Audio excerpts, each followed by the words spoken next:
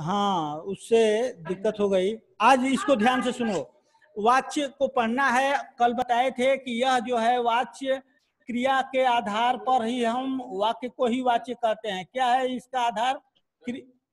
हाँ सर, नहीं रहने, क्रिया का आधार है। क्रिया के आधार पर वाक्य को ही हम वाच्य कहते हैं। पहली बात, इस वाच्य को हम 3 भागों में पढ़ते हैं। पहला कर्तृवाच्य, कर्तृवाच्य, दूसरा पढ़ते हैं कर्मवाच्य, कर्मवाच्य, और तीसरा पढ़ते हैं भाववाच्य, भाववाच्य। भाववाच्य को हम क्रिया भी कहते हैं, भाव को हम क्रिया के नाम से भी जानते हैं। ये बात समझ में आ रही है? अब देखो, कर्तृवाच्य में, कर्तृवाच्य की यदि हम परिभाषा लें तो यदि वाक्य में प्रयुक्त क्रिया का लिंग व वचन, देखो ध्यान से इसको सुनो, कर्तृवाच्य में वाक्य में प्रयुक्त क्रिया का लिंग व वचन, वाक्य वाक्य में प्रयुक्त क्रिया का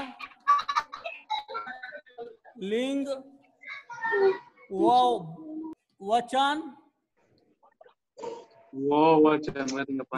वो वचन कर्ता के अनुसार प्रभावित हो। किसके अनुसार? कर्ता के अनुसार, कर्ता के अनुसार, कर्ता अनुसार प्रभावित हो, प्रभावित हो, उसे हम क्या कहेंगे? उसे ही हम कर्तृवाच्य कहेंगे। वाक्य में प्रयुक्त क्रिया का लिंग व वचन कर्ता के अनुसार प्रभावित हो, उसे हम कर्तृवाच्य कहते हैं। कर्ता के अनुसार, हाँ, कर्ता के अनुसार होगा। कर्ता व क्रिया, कर्ता इसको और शॉर्ट में समझो, कर्ता व क्रिया, कर्ता व क्रिया, कर्ता प्लस क्रिया, कर्ता प्लस क्रिया क्या हो? समान लिंग और वचन का हो, समान लिंग व वचन का हो। कर्ता प्लस क्रिया समान और लिंग वचन हो, उसे हम क्या कहेंगे? कर्तृवाच्य कहेंगे। अब हम कर्तृवाच्य को यदि हम इसको, और अब देख लो, इसको देख लो ध्यान से, लिख भी लो। वाक्य में प्रयुक्त क्रिया का लिंग व वचन कर्ता के अनुसार प्रभावित होता हो, प्रभावित है या प्रभावित होता है, प्रभावित होता है, प्रभावित होता है, उसे हम कर्तृवाच्य कहते हैं। ठीक, नोट कर लो। अब देखो, इसको और समझने का प्रयास करो। उदाहरण देखो, इसका उदाहरण देखो, किसके अनुसार प्रभावित होता है? कर्ता और क्रिया के अनुसार प्रभावित होता है। जैसे मोहन ने अखबार पढ़ा, उदाहरण मैं लिख रहा हूं। मोहन ने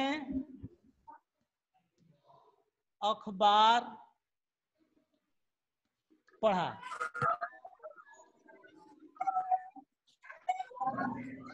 मोहन ने अखबार पढ़ा। यदि ने विभक्ति का प्रयोग कर दिया जाए, यदि ने विभक्ति का प्रयोग कर दिया जाए तो इसकी क्रिया इस कर्म के आधार पर परिवर्तित होगा। किसके आधार पर? कर्म के आधार पर। और वह कर्म निर्जीव कर्म हो। यदि निर्जीव कर्म है तो उसका प्रभाव जो है किसके आधार पर पड़ेगा? क्रिया के आधार पड़ेगा। जैसे यदि मोहन कर्ता के जगह हम सीता का भी प्रयोग कर दें, स्त्रीलिंग का प्रयोग कर दें, या पुल्लिंग है एक वचन है, सीता स्त्रीलिंग है एक वचन है, यानी कर्ता के बदलने से इस क्रिया पर कोई प्रभाव नहीं पड़ रहा। ध्यान से सुन लो, कोई क्रिया के बदलने पर कर्ता कर्ता के बदलने पर क्रिया पर कोई प्रभाव नहीं पड़ रहा। यदि ने विभक्ति लगा दी जाए, ने विभक्ति लगा दी जाए तो यह क्या होगा, इसका क्रिया पर प्रभाव जब वो बदलेगा तो किसके आधार पर बदलेगा, कर्म के आधार पर। जैसे मैंने लिख दिया कि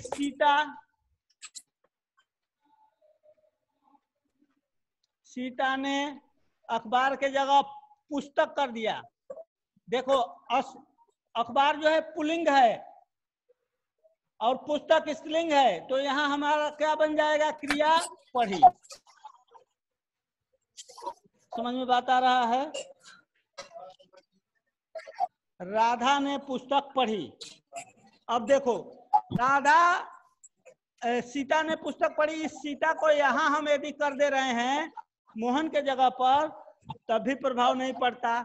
लेकिन जो ही हम कर्म में परिवर्तन कर रहे हैं, स्त्रीलिंग कर दिया तो क्रिया भी स्त्रीलिंग हो गई। बात समझ में आ रही है। एक महत्वपूर्ण ये ध्यान देना है, ये चीज हमें विशेष रूप से ध्यान देना है। अब देखो आगे देखो, वाच्य बिंदु क्या होता है। वाच्य बिंदु वाक्य का ही एक अंग है। वाक्य का ही एक अंग है। वाक्य को हम 3 भागों में पढ़ते हैं। पहला तो संरचना के आधार पर, संरचना के आधार पर पढ़ते हैं। दूसरा अर्थ के आधार पर पढ़ते हैं, अर्थ के आधार पर। और तीसरा जो आधार होता है जिसे हम वाच्य कहते हैं, क्रिया का आधार माना गया है। क्या माना गया है, क्रिया का आधार माना गया है। इसी बिंदु को हम वाच्य कहते हैं, वाच्य के नाम से जाना जाता है। वाच्य माने कथन। वाच्य का शाब्दिक अर्थ जो होता है कथन होता है। यह कथन किसका आधार है, तो क्रिया का आधार है। जिसकी प्रधानता हो वाक्य में, जिसकी प्रधानता होगा, जिसकी प्रधानता होगा। यदि कर्ता की प्रधानता है तो कर्तृवाच्य होगा। यदि कर्म की प्रधानता है तो कर्मवाच्य होगा। यदि भाव की प्रधानता है तो भाववाच्य होगा। इतनी बात समझ में आ रही है। अब देखो इसमें एक चीज और बहुत महत्वपूर्ण है।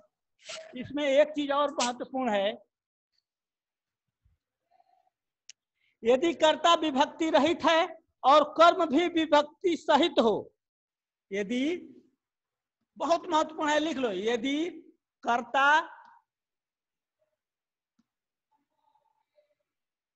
विभक्ति,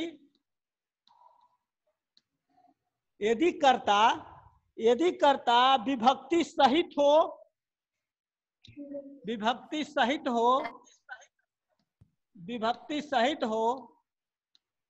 और कर्म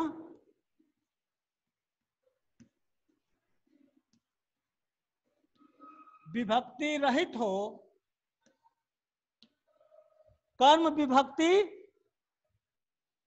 कर्म और कर्म, देखो यहां ध्यान से देखो, और कर्म भी विभक्ति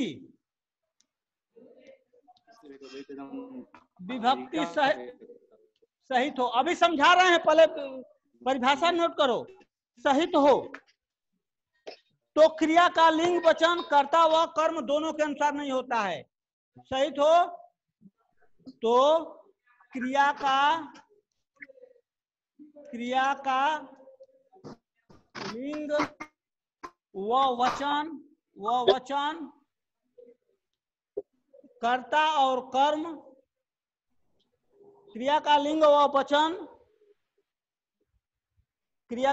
वचन कर्ता व कर्म दोनों के अनुसार नहीं होगा। क्रिया का लिंग व वचन दोनों के अनुसार नहीं होगा। दोनों के अनुसार नहीं होगा। बहुत महत्वपूर्ण है ये चीज जानना हमें बहुत महत्वपूर्ण है। जैसे मैंने लिख दिया कि राम ने रावण को मारा, राम ने रावण को मारा, राम ने रावण को मारा। अब बताओ इसमें कौन सा वाच्य होगा? कर्ता के साथ ने विभक्ति का भी प्रयोग हो गया। रावण सजीव कर्म है, इस सजीव कर्म के साथ को भी विभक्ति का प्रयोग हो गया। तो इस तरह का वाक्य जो है कर्तृवाच्य में गिना जाएगा या कर्मवाच्य में गिना जाएगा या भाववाच्य में गिना जाएगा।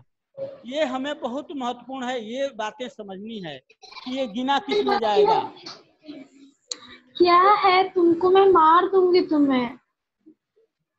तो ये जो है यदि कर्ता के साथ भी ने विभक्ति का प्रयोग किया जाए, सजीव कर्म के साथ भी यदि विभक्ति का प्रयोग किया जाए तो इसे हम भाववाच्य में गिनते हैं, भाववाच्य में गिनते हैं, भाववाच्य, इसे हम भाववाच्य में गिनते हैं। समझ में आ रहा है निखिल सिंह? समझ में आ रहा है? Yes sir. यदि कर्ता के साथ ने विभक्ति का प्रयोग हो जाए और सजीव कर्म के साथ भी यदि विभक्ति का प्रयोग हो जाए तो हम उसको किस वाच्य में गिनेंगे? भाववाच्य। भाववाच्य। बहुत महत्वपूर्ण है, परीक्षा में इसी तरह के सवाल पूछे जाते हैं तो हम भाववाच्य में गिने जाते हैं। केवल नियम समझो, नियम यह है कि यदि कर्ता के साथ ने विभक्ति जुट जाए और सजीव कर्म के साथ को विभक्ति जुट जाए तो समझ जाना कि वह भाववाच्य की क्रिया है। जैसे राम ने माँ सीता को देखा, राम ने माँ सीता को देखा। यदि इस तरह के वाक्य आ जाए और पूछा जाए कि इसमें कौन सी क्रिया कौन सा वाच्य है तो हम क्या बताएंगे? भाववाच्य। भाववाच्य। भाववाच्य। नियम क्या है? नियम क्या है कि यदि कर्ता के साथ ने विभक्ति जुट जाए और सजीव कर्म हो या निर्जीव कर्म हो, उसके साथ यदि को विभक्ति जुट जाए तो हमें उसे किस में गिनना है? भाववाच्य। भाववाच्य में। बात समझ में आ रही है? अब देखो यदि हम यहाँ राम के जगह यदि राधा लिख दें तो राधा ने रावण को मारा, कोई इस पर प्रभाव पड़ रहा है कर्ता पर? या तो वह पुल्लिंग हो या तो स्त्रीलिंग हो, कोई प्रभाव नहीं पड़ रहा है, कोई प्रभाव नहीं पड़ रहा है। इतनी बात हमें समझ जाना है। इससे अधिक हमको कर्तृवाच्य में इसको नहीं गिनना है।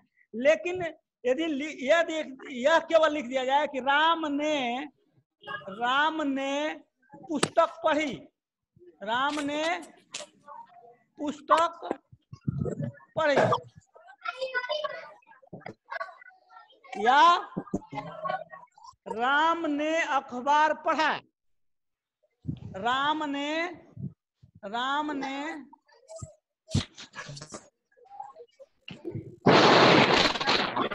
अब देखो यहाँ हमने जब राम लिखा ये कर्म जो है स्त्रीलिंग हो गया तो कर्म के आधार पर क्रिया में परिवर्तन हुआ। और राम ने यदि अखबार पढ़ा तो देखो क्रिया जो है इसी कर्म के आधार पर, ये कर्म जो है अखबार पुल्लिंग शब्द है तो ये पुल्लिंग के आधार पर क्रिया भी क्या हो गई? दिख नहीं रहा सर, नीचे का दिख नहीं रहा। ये सुनाई दे रहा है ना? मेरी बात सुनाई दे रहा है? Ravishankar Kushwaha, it is not necessary to show your city face in the camera. Please set the fuck your city 2 megapixel webcam. फिर से इसको ध्यान से देख लो। Is there any problem to you?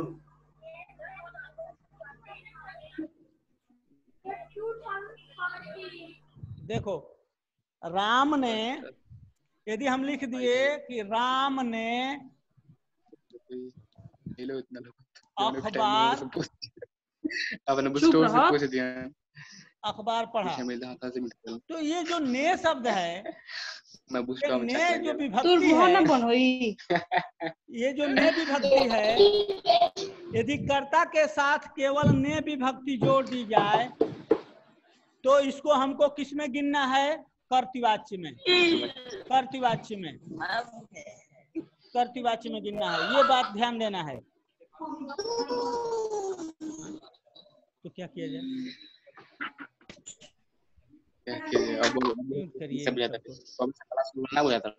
Shubham class में कर तक बताई हम बात इसमें कर ले रहे हैं।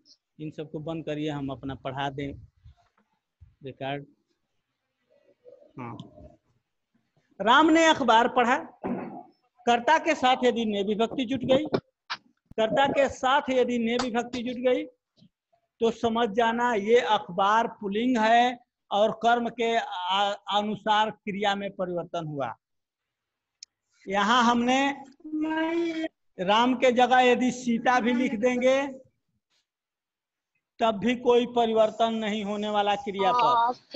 यदि इस तरह के शब्द आते हैं कर्ता के साथ में विभक्ति हो और सजीव कर्म के साथ या निर्जीव कर्म के साथ यदि कोई विभक्ति नहीं हो तो कर्तृवाच्य में गिना जाएगा। यदि कर्ता के साथ ने विभक्ति हो और कर्म के साथ यदि को विभक्ति हो तो वह कहाँ चला जाएगा? भाववाच्य में चला जाएगा। इतनी बात, दोनों में अंतर समझा रहे हैं, पहचान का अंतर, कि इसको हमको भूलना नहीं है। अब ध्यान दे, अब हमें कर्मवाच्य पर जाना है।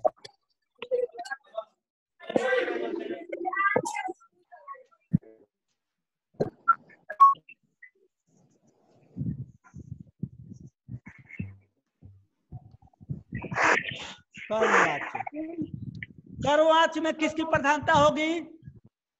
पहली बात की कर्म की प्रधानता।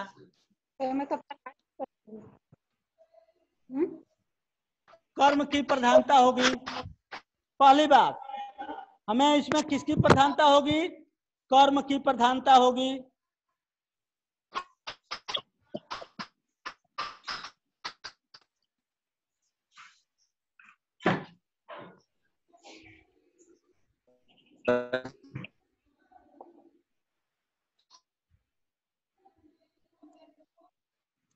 कर्म की प्रधानता होगी और क्रिया किसके अनुसरण करेगी? किसका अनुसरण करेगी? क्रिया जो है, क्रिया जो है कर्म का अनुसरण करेगी, कर्म के अनुसार होगी, कर्म के अनुसार होगी।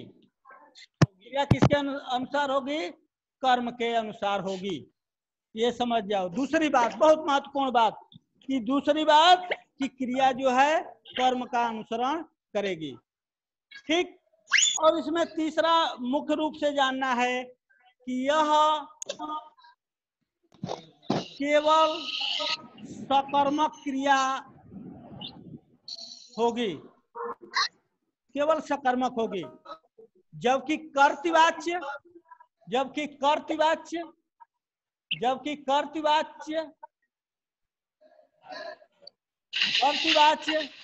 में क्रिया सकर्मक भी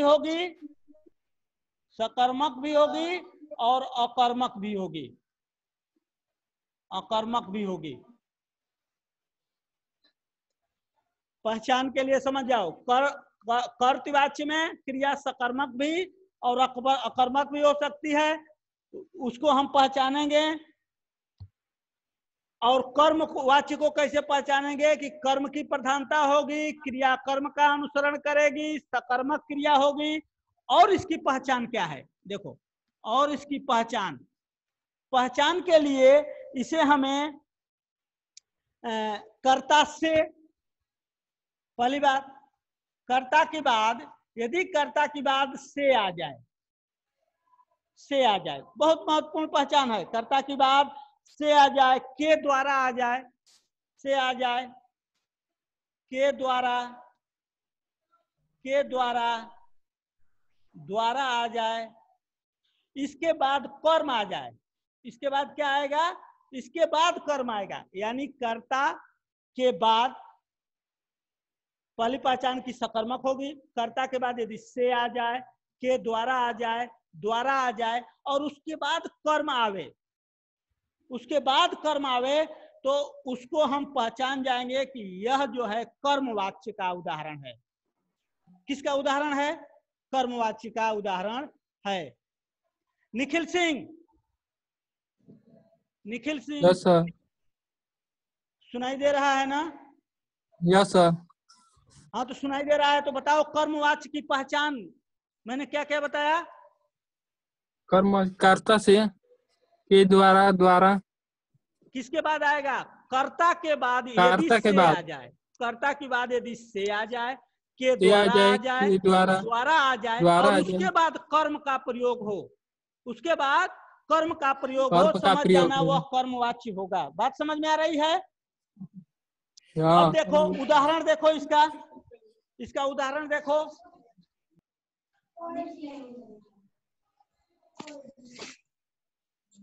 जैसे मैंने लिख दिया राम के द्वारा, राम के द्वारा पत्र लिखा गया, राम के द्वारा पत्र लिखा गया।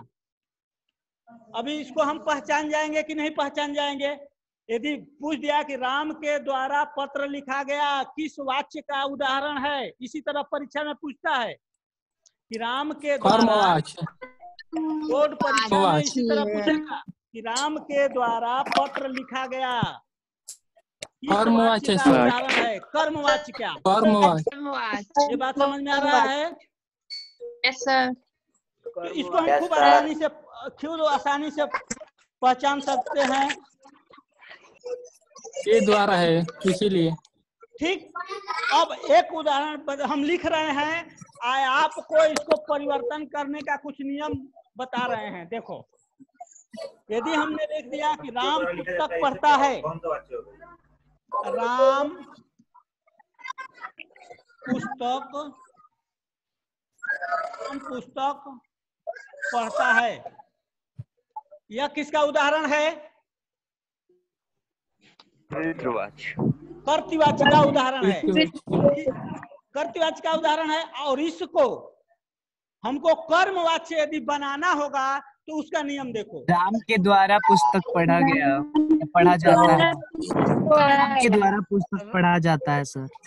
अब देखो ये देखेंगे कि ये क्रिया किस काल में है। पहली बात, उसी काल में हमको परिवर्तन करना है, उसी काल में। तो राम के द्वारा पुस्तक, राम के पढ़ा जाता है, राम के द्वारा पुस्तक पढ़ा जाता है। पढ़ा जाता है। पढ़ा जाता है कि पढ़ा, बताओ पढ़ा जाता है कि पढ़ा पढ़ी जाती है? पढ़ा जाता है, पढ़ी जाती है, पढ़ी जाती है बेटा, पढ़ी जाती है। क्यों? ये जो कर्म है, ये कर्म क्या है? आती नहीं है, स्त्रीलिंग है। आती नहीं है। यदि मैं इसी पुस्तक के स्थान पर अखबार लिख देता, अखबार लिख देता, तब यहाँ हम क्या करते? क्रिया में परिवर्तन करते। ये इसी तरह का प्रश्न पूछे जाते हैं और बच्चे गलत कर जाते हैं। ये ध्यान देना कि कर्म कैसा है। कर्म, कर्म स्त्रीलिंग है कि पुल्लिंग है? यहाँ यदि राम ने पुस्तक पढ़ता है, अब हमको परिवर्तन यदि करना है तो पढ़ी जाती है, आती है। अब दूसरा उदाहरण देखो।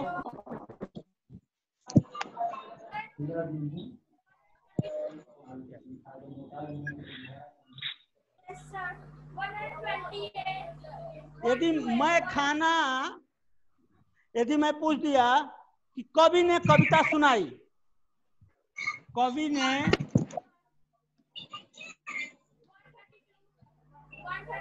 कविता सुनाई, कवि ने कविता सुनाई। अब ये बताओ, के द्वारा कविता सुनाई गई, ये कर्तृवाच्य है, इसको हमको कर्मवाच्य में बदलना है। तो हम कैसे बदलेंगे? कवि के द्वारा कविता सुनाई गई। कवि द्वारा कविता सुनाई गई। क्या करेंगे? कवि द्वारा कविता सुनाई, कवि द्वारा कविता सुनाई गई। यदि पूछ दे कि कवि द्वारा कविता सुनाई गई, यह किस वाच्य का उदाहरण है? कर्मवाची। कर्मवाच्य का। ये कर्मवाचक। हाँ, और इसमें 3 चीज नोट करो। यदि कोई कार्य अचानक हो जाए, अचानक हो जाए तो समझ लेना वह कर्मवाच्य है। क्या है बेटा? कर्मवाच्य। जैसे आंधियां चलने लगी, गिलास टूट गया, कप टूट गया, बिजली चली गई, अचानक यदि कोई कार्य हो जाए, पहचान बता रहे हैं, ये बोर्ड में पूछेगा, 6 नंबर का सवाल आएगा, इसलिए ध्यान से सुनो इसको। यदि कोई कार्य अचानक हो जाए तो हमें निधड़क कर्मवाच्य में उसको गिनना होगा। मर गया। कोई कार्य अचानक हो जाए तो हम किसमें गिनेंगे? कर्मवाच्य में। कर्मवाच्य में। और दूसरी चीज, और इसके लिए दूसरी, यदि प्रशासनिक भाषा का प्रयोग किया जाए, प्रशासनिक भाषा का और आदेशात्मक, यदि कोई बात या तो आदेशात्मक हो या प्रशासनिक हो, जैसे अपराधी को दंड दिया जाए, यदि अपराधी को दंड दिया जाए तो ये आदेशात्मक भाषा है। और दीपावली पर अवकाश रखा जाए, क्या? दीपावली पर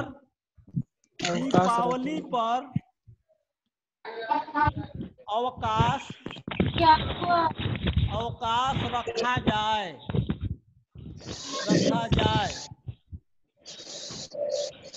अब देखो, दीपावली पर अवकाश रखा जाए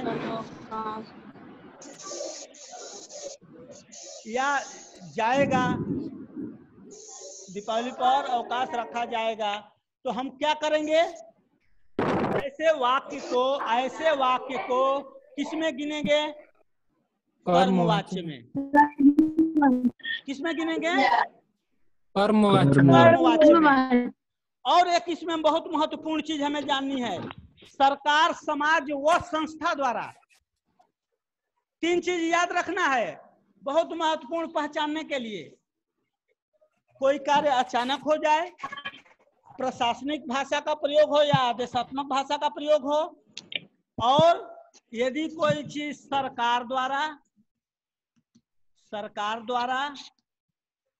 समाज द्वारा, और तीसरा चीज संस्था द्वारा, यदि कोई बात कही जाए, वह भी वाक्य किस में गिना जाता है? कर्मवाच्य में गिना जाता है।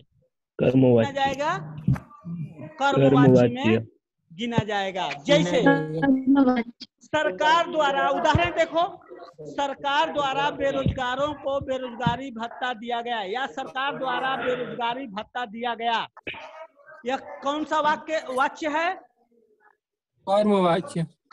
क्यों है? कि इसमें बात सरकार द्वारा कही गई है, इसलिए हम इसको किसमें गिनेंगे बेटा? कर्मवाच्य। दूसरा, संस्था द्वारा यदि आर्य समाज द्वारा सामूहिक रूप से वैवाहिक कार्यक्रम रखा गया, या देवस्थली द्वारा खेल प्रतियोगिता का आयोजन किया गया,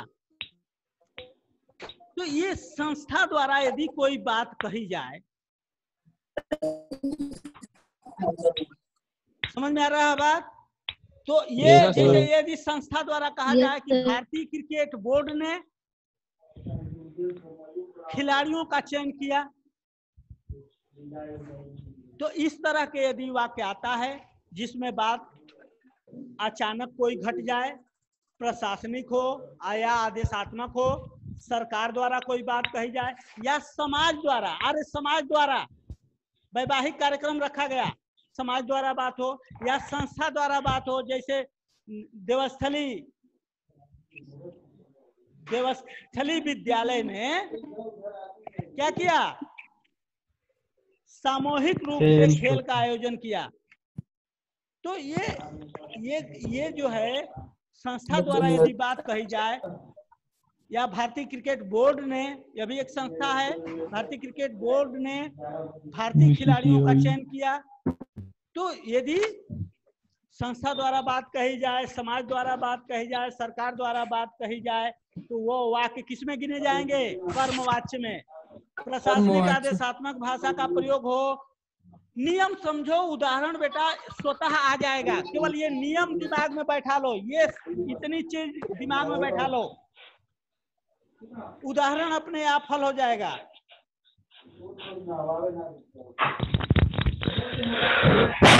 हो कोई हो जाए, जैसे कब टूट गया, आधिया चलने लगी, बिजली चली गई। प्रशासनिक आदेशात्मक भाषा सरकार द्वारा, समाज और संस्था द्वारा यदि बात कही जाए तो उसे हम कर्मवाच्य में गिनते हैं। अब चलो भाववाच्य। कितना पढ़ाएंगे। अब देखो बोर हो गए तो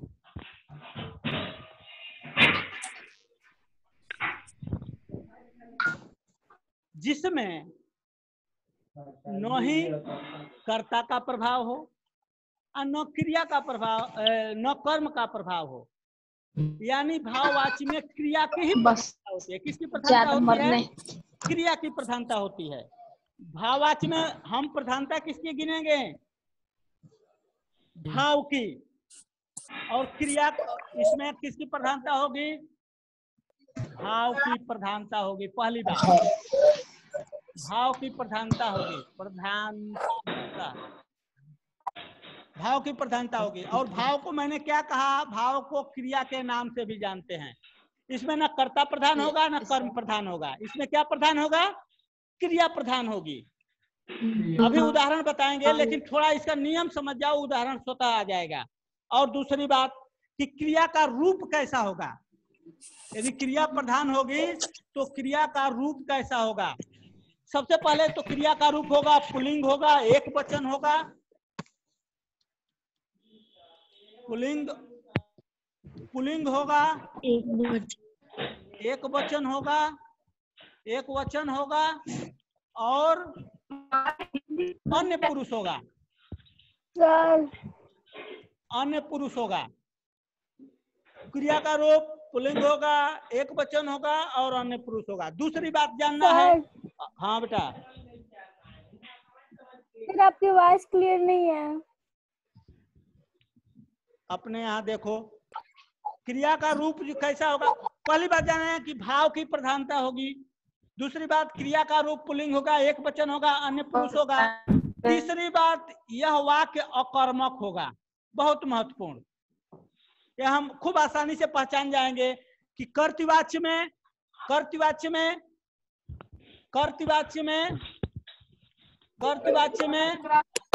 दोनों अकर्मक क्रिया सकर्मक क्रिया, कर्तृवाच्य में दोनों होता है, सकर्मक भी होता है, सकर्मक भी होगा और अकर्मक भी होगा। कहीं नोट कर लो, अकर्मक भी होगा, अकर्मक भी होगा। और कर्मवाच्य में केवल सकर्मक होगा, केवल सकर्मक का वाक्य होगा। और भाववाच्य में अकर्मक होगा, अकर्मक क्रिया होगी, अकर्मक क्रिया होगी। तो ये अकर्मक क्रिया होगी। और दूसरी बात नहीं का भाव प्रकट करेगा। तीसरी बात अकर्मक क्रिया होगा और नहीं का भाव, नहीं का भाव प्रकट करेगा, नहीं का भाव प्रकट करेगा। जैसे यदि मैं लिख दूं कि राम पत्र लिखता है, पहली बात ध्यान दे, उदाहरण को आप समझे, ये इतना नियम समझे तब उदाहरण समझ में आएगा।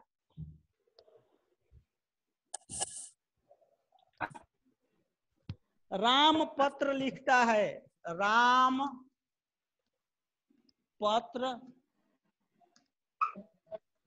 लिखता है, राम पत्र लिखता है। यह किस तरह का उदाहरण है, कर्तृवाच्य है कि कर्मवाच्य है कि भाववाच्य है?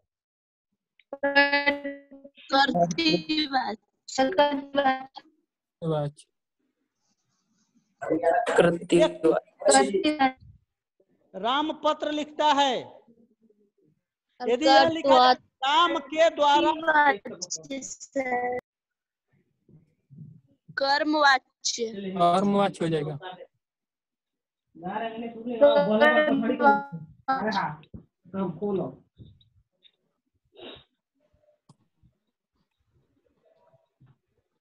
इसकी पहचान देख लो, इसकी पहचान जो है, इसमें से पहचान देखो, से के द्वारा इसमें भी लगेगा। पहचान पहले देख लो तब समझ में आ जाएगा।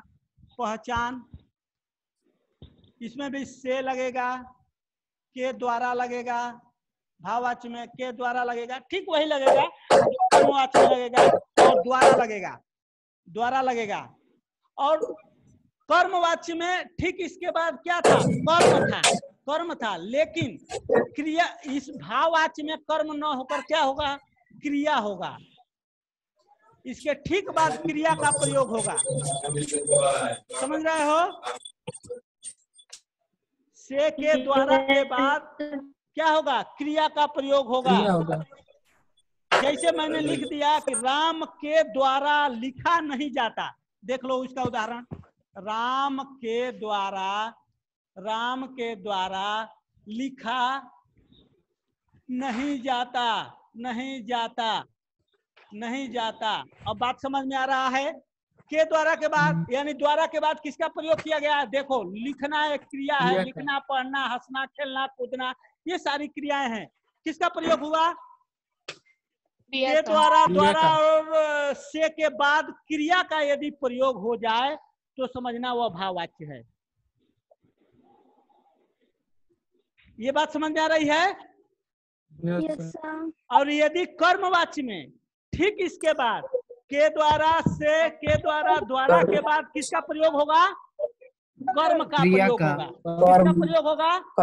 यदि कर्म का प्रयोग हो तो कर्मवाच्य, कर्म का प्रयोग है तो कर्मवाच्य, यदि क्रिया का प्रयोग होता है तो क्या हो जाएगा? भाववाच्य। भाववाच्य। पहचान जाएंगे बेटा, खूब आसानी से पहचान जाएंगे।